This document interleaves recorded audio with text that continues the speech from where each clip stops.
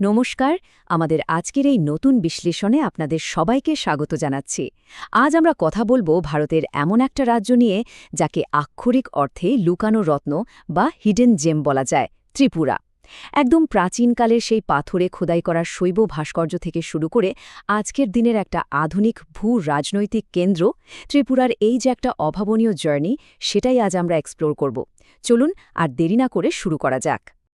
আজকের এই বিশ্লেষণে আমরা মূলত যে বিষয়গুলো নিয়ে কথা বলবো সেগুলো হল ত্রিপুরার ভৌগোলিক অবস্থান, রহস্যময় উনকোটি, জম্পুই পাহাড়ের জীবনযাত্রা, ঐতিহ্যবাহী জুম চাষ, এখানকার আধুনিক পরিকাঠামো এবং সবশেষে রাজনীতি ও যোগাযোগ ব্যবস্থা।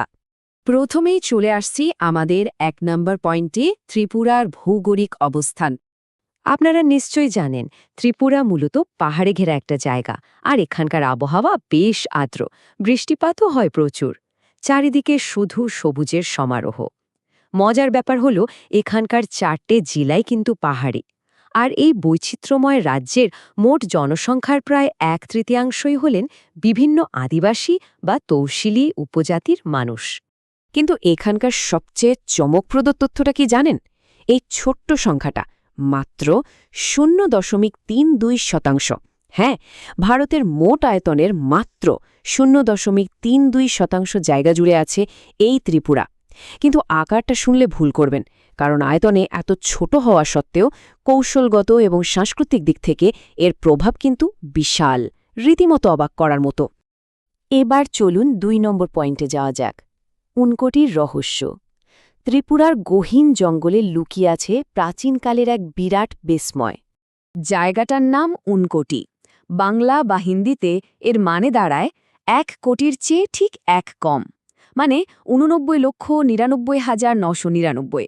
স্থানীয় লোককথা অনুযায়ী এখানকার পাহাড়ে নাকি ঠিক এতগুলোই প্রাচীন শৈব পাথরের মূর্তি খোদাই করা আছে। ভাবা যায়? স্থানীয় ককবরক ভাষায় আবার এই জায়গাটাকে বলা হয় সুপ্রাই খুং।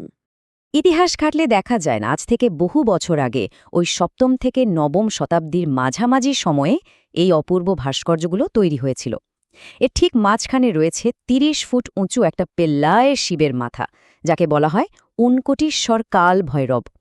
প্রতি বছর এপ্রিলে এখানে অশোকাষ্টমীর মেলা বসে, আর হাজার হাজার মানুষ সেখানে ভিড় জমান। আর সবচেয়ে খুশির খবরটা কি জানেন? এই তো ২০২২ সালের ডিসেম্বরেই এই জায়গাটা ইউনেস্কো ওয়ার্ল্ড হেরিটেজের সম্ভাব্য তালিকায় জায়গা করে নিয়েছে।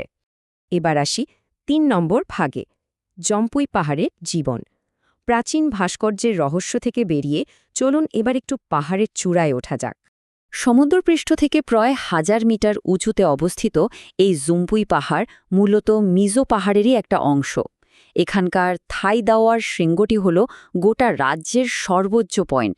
এই অঞ্চলে মূলত মিজো সম্প্রদায়ের মানুষের বাস। এখানকার ওয়াচ টাওয়ারগুলো থেকে যখন সূর্যোদয় বা সূর্যাস্ত দেখা যায় না, সে এক অদ্ভুত সুন্দর দৃশ্য। আর হ্যাঁ, একসময় এই অঞ্চলটা কিন্তু এর ঐতিহাসিক কমলা উৎসবের জন্য দারুণ বিখ্যাত ছিল। এই কমলা লেবু নিয়েই একটা দারুণ গল্প আছে, যা এখানকার মানুষের হার না মানার লড়াইয়ের কথা বলে। অতীতে এই পুরো এলাকার অর্থনীতি কিন্তু ওই কমলা লেবুর বাগানের উপরই নির্ভরশীল ছিল। কিন্তু হঠাৎই এক অজানা রোগ আর পোকার আক্রমণে যখন সব বাগান ধ্বংস হয়ে গেল, তখন এখানকার মানুষ কিন্তু একদমই হাল ছাড়েননি। তারা দারুণ একটা কাজ করলেন। কমলার বদলে তারা শুরু করলেন কুহবা, মানে সুপারি এবং কফির চাষ। আর এই সিদ্ধান্তটাই তাদের অর্থনীতিকে আবার নতুন করে দাঁড় করিয়েছে। আমাদের ৪ নম্বর আলোচনার বিষয় হল ঐতিহ্যবাহী জুম চাষ। পাহাড়ের এই কৃষিকাজ কিভাবে একটু একটু করে পাল্টাচ্ছে, সেটাই এখন আমরা দেখব। পরিসংখ্যান বলছে ত্রিপুরার ২০%রও বেশি উপজাতি পরিবার আজও তাদের রুটিরুজির জন্য এই ঐতিহ্যবাহী জুম চাষ বা শিফটিং কাল্টিভেশনের উপর নির্ভর করে। এটি অনেক পুরনো একটা পদ্ধতি, যেখানে পাহাড়ের ঢালের জঙ্গল পুড়িয়ে চাষবাস করা হয়। এখানকার ফসল একদম অর্গ্যানিক আর খেতেও দারুণ সুস্বাদু হয় ঠিকই, কিন্তু সমস্যা হল এই পদ্ধতির কারণে স্থানীয় জীব বৈচিত্র্যের উপর বেশ খারাপ প্রভাব পড়ে। তো এই সমস্যা সমাধানের উপায় কি? উপায় হল আধুনিকীকরণ। আদিবাসীদের এই ঐতিহ্যবাহী জীবনযাপনকে টিকিয়ে রেখেও কিভাবে পরিবেশ বাঁচানো যায় তার জন্য এখন নতুন কিছু প্রযুক্তিগত গাইডলাইন আনা হচ্ছে। মূল লক্ষ্যটা হল একই জমিতে বারবার চাষ করার সময়সীমা বাড়ানো, কৃষকদের হাতে আরও উন্নত মানের বীজ তুলে দেওয়া এবং নতুন উদ্ভাবনী প্রযুক্তির সাহায্যে পরিবেশ রক্ষা করে এলাকার দারিদ্র্য দূর করা। চলে আসছি আমাদের ৫ নম্বর পয়েন্টে, আধুনিক পরিকাঠামো। শুধু কৃষিকাজ নয়, ত্রিপুরা কিন্তু তার রাস্তাঘাট আর পরিকাঠামোর দিক থেকেও দারুণভাবে পাল্টাচ্ছে।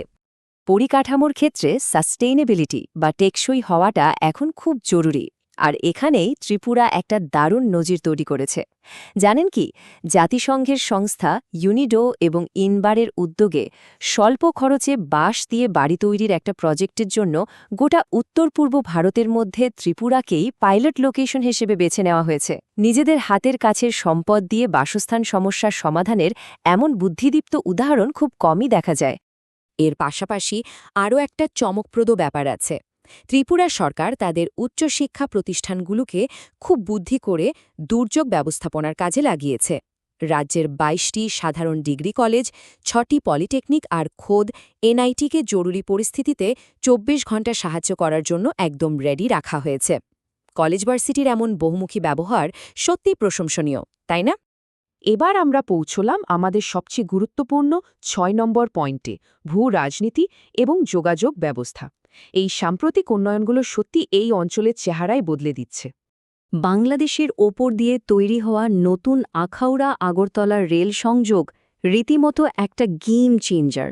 আগে কলকাতা যেতে হলে সেই যানজটে ভরা লম্বা শিলিগুড়ি করিডোর ঘুরতে হতো, কিন্তু এখন এই নতুন রুটের ফলে আগরতলা থেকে কলকাতার দূরত্ব এক ধাক্কায় ১৬০০ কিলোমিটার থেকে কমে মাত্র ৫০০ কিলোমিটার এসে দাঁড়িয়েছে, আর সময় ৩১ ঘণ্টার জার্নি নেমে এসেছে মাত্র ১০ ঘণ্টায়। আক্ষরিক অর্থেই এটা একটা বৈপ্লবিক পরিবর্তন। এই অভাবনীয় উন্নতি ভারতের অ্যাক্ট ইস্ট পলিসিকে যেন একদম চোখের সামনে সত্যি করে তুলেছে। একটু ভাবুন, একসময়ের একটা বিচ্ছিন্ন রাজ্য এখন পরিণত হয়েছে একটা প্রধান বাণিজ্যিক গেটওয়েতে। এই রুটের ফলে এখন খুব সহজেই বাংলাদেশে চট্টগ্রাম বন্দর পর্যন্ত পৌঁছে যাওয়া যাচ্ছে। সাথে মৈত্রী সেতু এই যোগাযোগকে আরও এক ধাপ এগিয়ে দিয়েছে। দেখতে দেখতে আমরা আজকের এই বিশ্লেষণের একদম শেষ প্রান্তে চলে এসেছি, কিন্তু যাওয়ার আগে একটা খুব ইন্টারেস্টিং প্রশ্ন আপনাদের জন্য রেখে যেতে চাই। একদিকে রয়েছে ঊনকোটির সেই ৭ম শতাব্দীর প্রাচীন ইতিহাস আর ঐতিহ্যবাহী কৃষিকাজ, আর অন্যদিকে আন্তর্জাতিক বাণিজ্যের এই বিশাল আধুনিক যোগাযোগ ব্যবস্থা। এই পুরনো আর নতুনের সূক্ষ্ম ব্যালেন্স বা ভারসাম্য আগামী দিনে এই লুকানো রত্নকে ঠিক কিভাবে নতুন রূপ দেবে, কি মনে হয় আপনাদের? এটা নিয়ে একটু ভেবে দেখবেন।